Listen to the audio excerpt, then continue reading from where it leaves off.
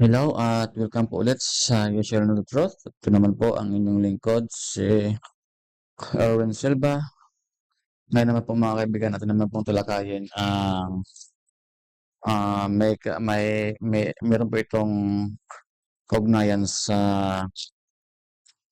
pagkain po mga kaibigan na yung ang ibinigay ng Panginoon na diet in ah, Leviticus chapter 11.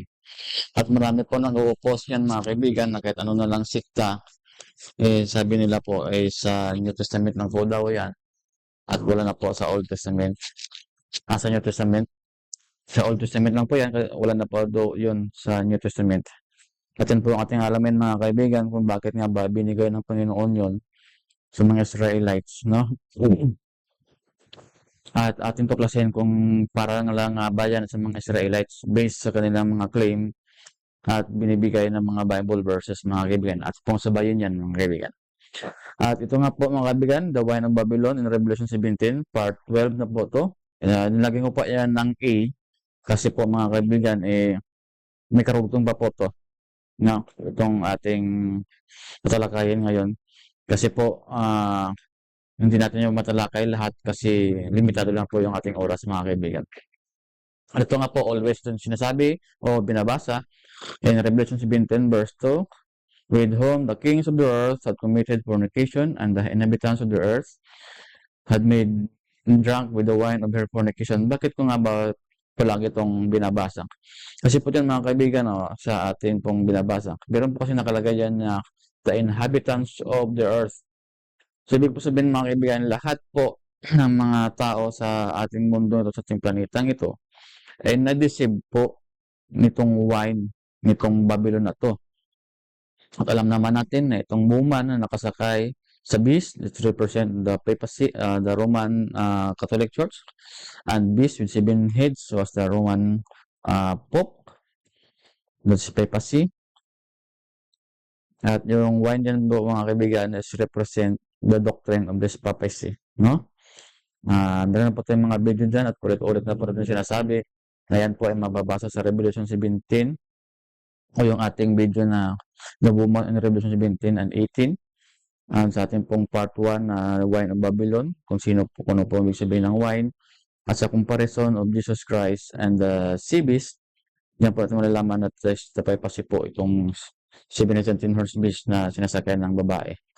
At ito po mga kaibigan, pagpatuloy po natin ating study ngayon. Mababasa po yan mga kaibigan yung diet po na binigay ng Panginoon in Leviticus chapter 11. So, hindi ko na po babasahin lahat kasi po mahaba po yan. Limitado lang po kasi ito yung ating oras. Kayo na lang po magbasa kung ano pong mga clean and unclean animals ang nakasulat dyan at kung ano yung mga clean animals at ano yung unclean na hindi pinapakain ng Panginoon. Ito nga po mga kaibigan, in verse 46 po, mag-jump na lang po tayo dito. This is the law. So, ibig sabihin mga kaibigan, meron din palang law ang Panginoon na binigay about the beasts and the fowls, and the ever living creatures that moveth in the waters, ibig sabihin mga isda po, and of the every creatures that creepeth upon the earth.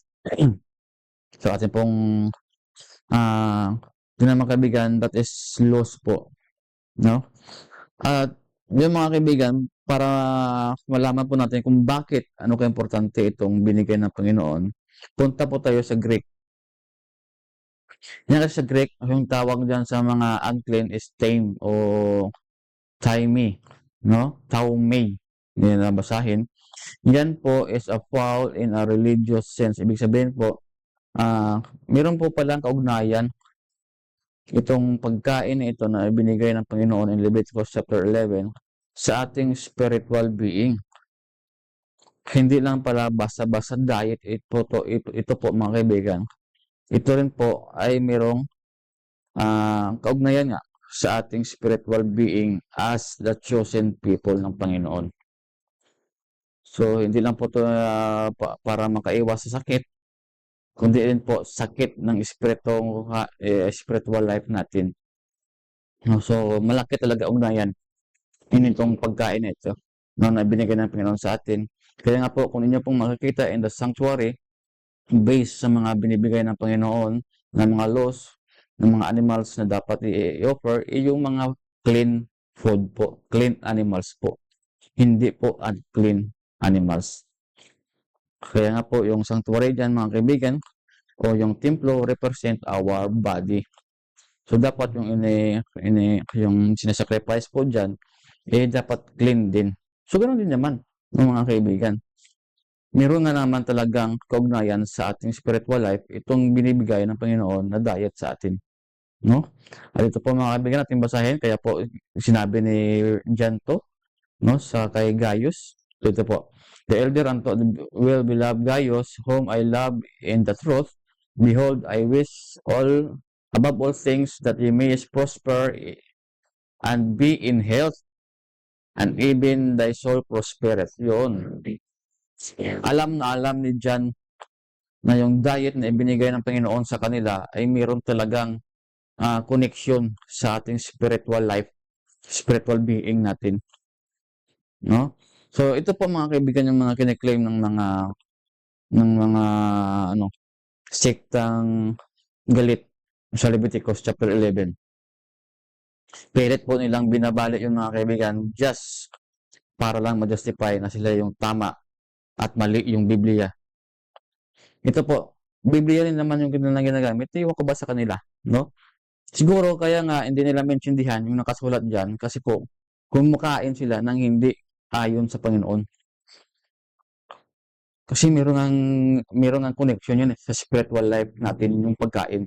Kaya hindi nila maintindihan to na akala nila yung Old Testament na Leviticus 11 wala na. Kung inyo pong tignan at basahin ito mga kaibigan, hindi naman po Leviticus 11 ang pinag-uusapan dito. Ito po ang mga kaibigan in Mark chapter 7 verse 17 to 23. And when he was entered into the house of the people, his disciple asked him concerning the parable. Ito po yung Mark chapter 7 is meron po dito kasing nag-uusapan na about na kumakain ng mga apostles, no? So, pinano lang po ng Panginoon yung mga Parisiyo, no? At saka yung mga tao pinagsabihan, no, na about sa pagkain nila yung mga apostles marurumi yung mga kamay. Ito po in 18, and he said unto them, as ye without understanding also. So hindi nyo pa ba alam na ngayon ang ibig sabihin, sabi ng Panginoon, do ye not perceive that whatsoever things from without entered into the man, it cannot defile him. Hindi daw makadumi doon sa tao yun. Because it entereth not into the heart, but into the belly, and goeth into the drought, purging all meats. So, kung ano doon yung pumapasok sa ating bibig, yun po ay nililinis na, no, ng Panginoon. So, tingnan po natin mga kaibigan. Dito pa lang sabi nila, ito, lahat ng marumi, pwede nang kainin. Lahat ng sinasabi dun sa Leviticus 11 na unclean animals, pwede na palang kainin. Ito po yung mistake nila mga kaibigan, no? Hindi po to Leviticus 11 yung pinag-uusapan. Atin ito po i-continue para maintindihan po natin. And he said that which cometh out of man that defile the man, and for from within, out of the heart of men, proceed evil thoughts, adulteries, fornications, and murderers. No, murders. So ito po yung mga nakaka-unclean daw sa tao. Tama naman po yun, no? Thief, covetousness, wickedness, deceit, lasciviousness, and in evil eye, blasphemy, pride, foolishness. All these evil things came from within and defile the man. So tama naman po kasi po yung kasalanan po diyan talaga namang makakasira ito sa tao, no? Ang pagiging sinungaling, yung pagiging kawatan, no? Pagiging hambog, yun talaga, no? So dito mga kaibigan, no, sa chapter nito, hindi po sinabi ng wala pong continuation unlike doon sa Matthew chapter 15. Ito po yung ginagamit nilang Bible verse kasi po hindi po nag-continue kung ano talagang ibig sabihin ni Jesucristo, no? Hanggang diyan lang po yung kanilang binabasa. So para sa kanila, pagkain daw to nung Leviticus 11 na mga unclean animals, pwede din daw kainin. Pero mga kaibigan, in Matthew chapter 15, meron po itong karugtong ang sinabi ng Panginoon. So napaka-wise talaga ng kaaway mga kaibigan na ginagamit din niya ang Bible to deceive man. No? So kung tayo hindi mapanuri, tayo po talaga madadayaan talaga mga kaibigan. Ito po sa Matthew chapter 17, ang sinabi ng Panginoon, verse 20, "These are the things which defile a man, no? But to eat with unwashed hands defile not a man." Yun pala mga kaibigan. Marumi pala yung kamay ng mga apostles nung kumain sila mga kaibigan. Kaya sinaway po sila ng mga Parasiyo na sabi daw hindi daw nila sinusunod yung tradition ng kanilang mga fathers na dapat manghugas ng kamay bago kumain. So sabi ni Ginoong Hesus, hindi po yan defile sa tao. At ito yung natin ng tingnan mga kaibigan. Balik tayo sa Mark chapter 7. Ano ba yung kinakain nila? Yung sa Leviticus 11 nga ba to? Ito basahin in Mark chapter 7 verse 2. "And when they saw some of his disciples eat bread," bread lang pala with defiled, no? So, ibig sabihin yung tinapay na narumihan. That is to say, with unwashed hands, they found fault. Yun. Hindi pala yung mga unclean animals yung kinakain nila. Yung tinapay pala na narumihan kasi kumakain ang mga apostles na hindi naghuhugas ng kamay. Kaya po hindi po ito maintindihan mga kaibigan kasi po kinakain nila yung mga maruming created being na ginawa ng Panginoon na hindi naman inaalaw ng Panginoon ng kainin yun.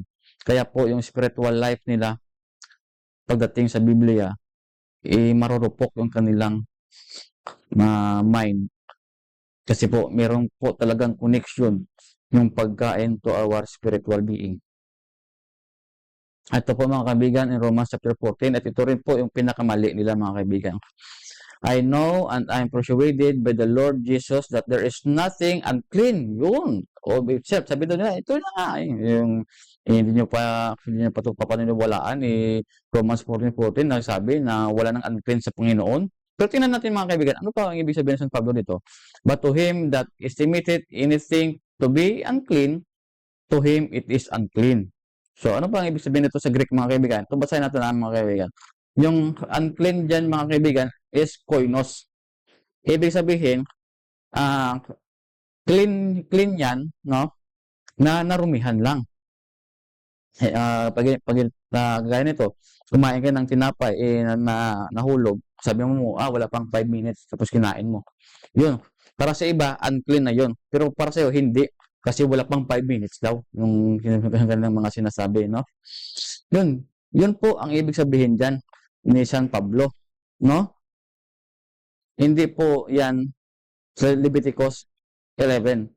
At tignan niyo po mga kaibigan, ano ba ang pinag-aawayan nila dito mga kaibigan? Ano ba yung dinidiscuss nila dito ni San Pablo? In verse 2 po, ng Romans 14. "For one believeth that he eat all things, another who is weak eateth herbs." Yun pala. Gulay pala to mga kaibigan. Kasi po may mga taong hindi kumakain kasi ng karne sa kanilang time. Gulay lang yung kinakain nila.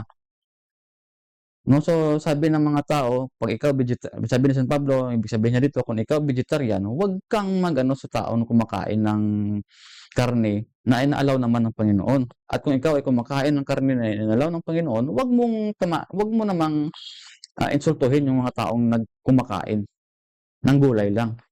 So, ibig po sabihin mga kaibigan, issue na po talaga yung vegetarian and non-vegetarian sa kanilang time. Okay? Mention po natin mga kaibigan, hindi po yan unclean animals ng Leviticus 11. At ito rin po mga kaibigan in Acts chapter 10 verse 12 to 17. Sabi daw nila, nilinis na daw ng Panginoon itong mga unclean animals kasi po ipinakita po kay San Pedro na lahat po ng mga four-footed beasts, no, of the earth, and wild beasts and creeping things and the fowls of the air. And there came a voice to him, Rise, Peter, kill and eat. But Peter said, Not so, Lord, for I have never eaten anything common or unclean. So, ayan po yung ating kay dyan, common at saka unclean, dalawa po. Atin po munang basahin ito mga kaibigan, tapusin para bago natin i-explain. And the boy spake unto him again the second time, What God hath cleansed, that call not common. This done thrice, and the vessels was received up again into heaven. So, ang tanong po mga kaibigan, kumain ba si San Pedro? 3 times po nangyari yun. Kumain ba siya? Hindi, of course. Kasi po in verse 17, dito po ang pagkasabi. Now, while Peter doubted himself, yun, dalawang isip si Pedro, what the vision which he had seen should mean, ano ba ibig sabihin nun? So, meron pong pumatok sa kanila, no, na mga tauhan ni Cornelius. So, kung inyo pong sabihin na ito is literally animals talaga, so atin pong tignan kung ano nga ba yung nilinis ng Panginoon. Remember po, common at saka unclean. Yung common po dyan mga kaibigan, tinawag po yan na koinos. Yung koinos po dyan mga kaibigan, clean po yan na narumihan. Di ba? Clean po yan na narumihan. At yung madumi dyan mga kaibigan, tinatawag po yan na akatartos. Yun talaga is pure and clean. So sabi doon kanina mga kaibigan, yung nilinis lang ng Panginoon, yung common. Ibig sabihin, clean siya, pero narumihan. Yun po yung kanilang nilinis ng Panginoon. Hindi po yung akatartos, which is unclean in nature. Hindi po yun, hindi niya po yan ginawang clean yun. Yung akatartos talaga, unclean talaga. No, so hindi po nilinis ng Panginoon yung akatartos o akatarton. Yung kanyang nilinis lang po yung koinon. Yung koinon is ritually clean na profane lang po. Igit po mga kaibigan ang ibig kong sabihin. So, yun po, kung talagang animals talaga to, yung sa naisip nyo, hindi po nilinis ng Panginoon yung unclean. Unclean po talaga. That is akatarton. At yung common dyan na nilinis ng Panginoon, yun yung koinon, which represent na malinis, kaya lang narumihan. Kaya kagaya din niya po yan ni Cornelius mga kaibigan. Ito kasi is a parable, no? Na yung gospel pupunta po sa mga Gentiles, no?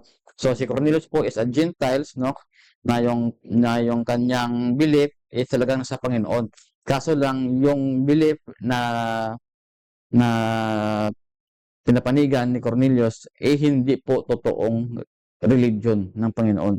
Kaya po si Cornelius malinis kaso narumihan ng kanyang belief. Meron din po yan mga kaibigan sa inyo, sa mga Protestante at sa Roman Catholic Church. Marami kayo dyan na malinis ang inyong hangarin sa Panginoon. Kaso you are profane, no? Nagiging unclean kayo kasi po nandyan kayo sa sistema ng unclean system. Kaya po sabi ng Panginoon, dapat maging pareho kayo ni Cornelius na lumabas sa ganyang institusyon upang kayo po ay linisin ng Panginoon. Common po ang tawag sa inyo, hindi po koinon. Ngayon, sa mga Catholic faith defender at yung mga nagde-defend, yung pagkain daw, yung sa Leviticus 11 na mga unclean inilinis na, kayo po ay natawag na akatartos. Kasi po, dinidipinsahan nyo yung mali. At hindi na po kayo malilinis ng Panginoon hanggat hindi kayo nagiging common. Yun po ang ibig sabihin ng parable niyan mga kaibigan in Acts chapter 10. Kaya po mga kaibigan, ito rin po yung sinasabi nila, no? 1 Timothy chapter 4 verse 4 to 5. For every creatures of God is good, tama nga naman yun, and nothing to be refused if we receive with the thanksgiving, for it is sanctified by the word of God and prayer. Yun daw. Yung baboy, pwede naman po yung linisin yun. Pag once nag-pray kayo sa Panginoon, na linisin yung baboy. Para bang iniinsulto mo pa yung Panginoon yan? Sabi ng Panginoon, hindi mo yan kainin, tapos ipipray mo pa sa akin na linisin ko? Ano ka?